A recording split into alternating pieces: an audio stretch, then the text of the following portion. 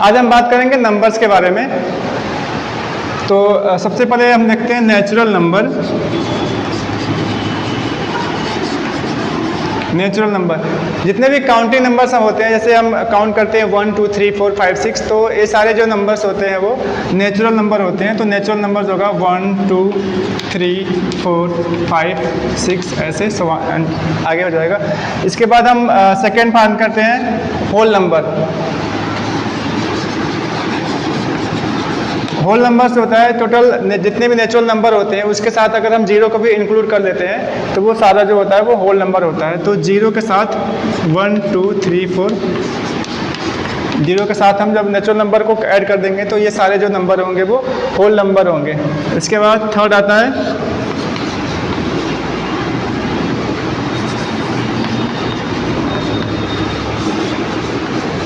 Integer.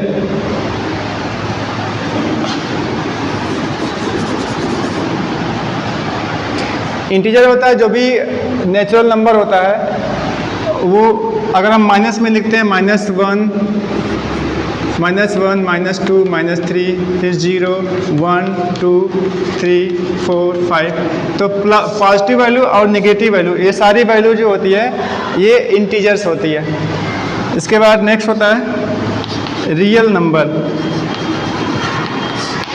Real number जो होता है वो जब भी हम किसी भी एक्सिस पे अगर हम जो भी पॉइंट हम इसमें शो कर सकते हैं, जैसे यहाँ पे -1 -2 -3 -4 0 1 2 3 4, तो ये सारे जो होंगे रियल नंबर होंगे। अगर हम 0 और 1 के बीच में अगर हम पॉइंट लेते हैं 0.5, तो ये भी क्या होगा, रियल नंबर होगा। तो जितने भी हम एक्स एक्सिस पे हम जो वैल्यू होता है ये सारे होते हैं रियल नंबर।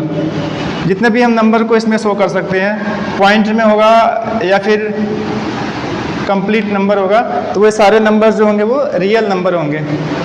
इसके बाद नेक्स्ट होता है रेशनल नंबर।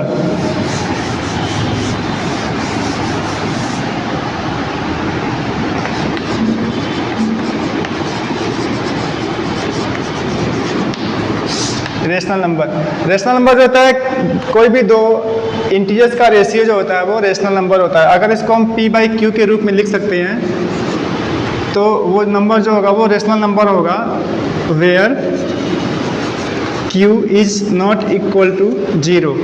कोई भी नंबर को अगर हम p/q के रूप में लिख सकते हैं और ये जो p और q दोनों नंबर होना चाहिए, ये दोनों इंटीजर होना चाहिए। तो ऐसे नंबर्स जो होंगे वो रेशनल नंबर होंगे। जैसे हम लिख सकते हैं 1/2, ये रेशनल नंबर होगा।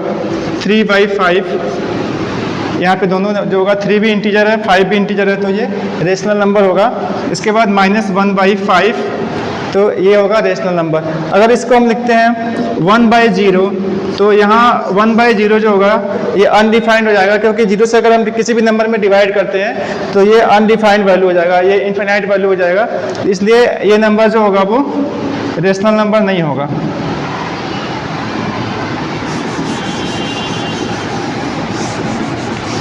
अब हम देखते हैं डेसिमल कोई वैल्यू है, जैसे 1.33 है, 6.4। तो अगर डेसिमल में कोई वैल्यू दिया हुआ है, इसको चेक करना है कि रेशनल नंबर है कि नहीं है। तो इसके लिए दो कंडीशन होता है। एक होता है टर्मिनेटिंग डेसिमल नंबर,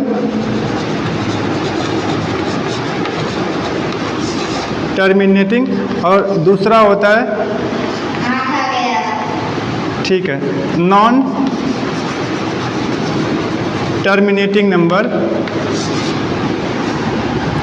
तो पहला होता है टर्मिनेटिंग और दूसरा होता है नॉन टर्मिनेटिंग। और नॉन टर्मिनेटिंग में दो तरह का होता है, एक रिपीटिंग होता है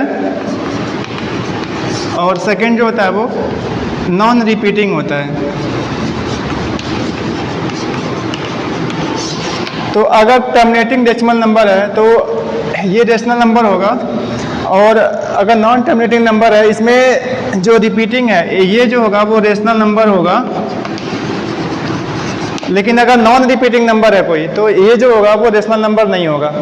तो इसमें हम देख सकते हैं यहाँ जो 1.33 है ये वैल्यू जो है ये क्या है, टर्मिनेटिंग है, क्योंकि यहाँ पे ये वैल्यू पॉइंट के बाद 2 नंबर है तो ये टर्मिनेट हो गया है, तो इसलिए ये क्या होगा, रेशनल नंबर होगा। और इसको हम लिख सकते हैं 1.33 इक्वल टू 133 डिवाइड बाई 100। तो ये जो होगा ये 2 इंटीजर्स का रेशियो हो जाएगा, तो इसको हम रेशनल नंबर बोल सकते हैं। और ऐसे अगर मान लीजिए अगर 3.333333 ऐसे ये रिपीट हो रहा है तो इसको हम लिख सकते हैं 3.3 बार। तो ये नंबर जो है रिपीटिंग है, तो ये जो होगा वो रेशनल नंबर होगा, क्योंकि ये बार बार रिपीट हो रहा है। इसको हम अगर चेक करना है तो इसको हम चेक कर सकते हैं।